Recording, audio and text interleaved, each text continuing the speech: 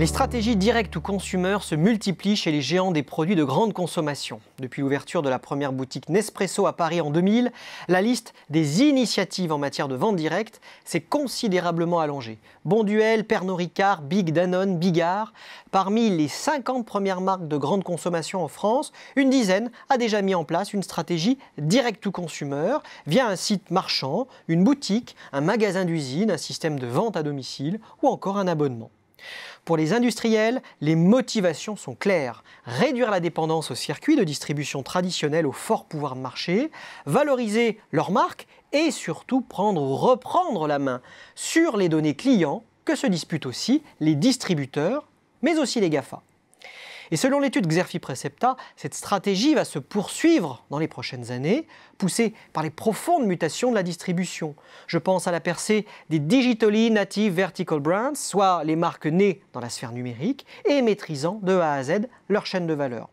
Je pense aussi à l'engouement autour des nouveaux services d'abonnement, sans parler des opportunités ouvertes par le commerce en ligne ou mobile.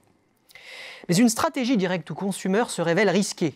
La maîtrise des métiers du retail ne s'improvise pas et le retour sur investissement est encore incertain ou difficilement mesurable.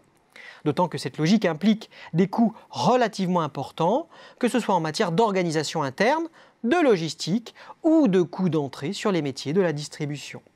Des solutions alternatives se développent aussi pour mieux maîtriser la connaissance client, à l'instar des régies pub captives des géants de la distribution. Les initiatives des fabricants modifient également les rapports qu'ils entretiennent avec les distributeurs. Par conséquent, l'expérimentation reste largement de mise. Et au final, rares sont les initiatives en matière de stratégie direct to consumer à avoir pris une telle ampleur.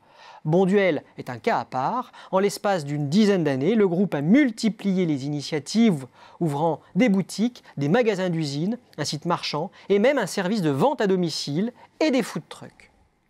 Pour les quelques industriels qui ont franchi le Rubicon, la stratégie direct to consumer revient d'abord à développer les ventes en ligne. Une option intéressante dans la mesure où le ticket d'entrée se révèle raisonnable et l'engouement des consommateurs pour ce canal en plein boom. Quelques industriels optent aussi pour une approche offline.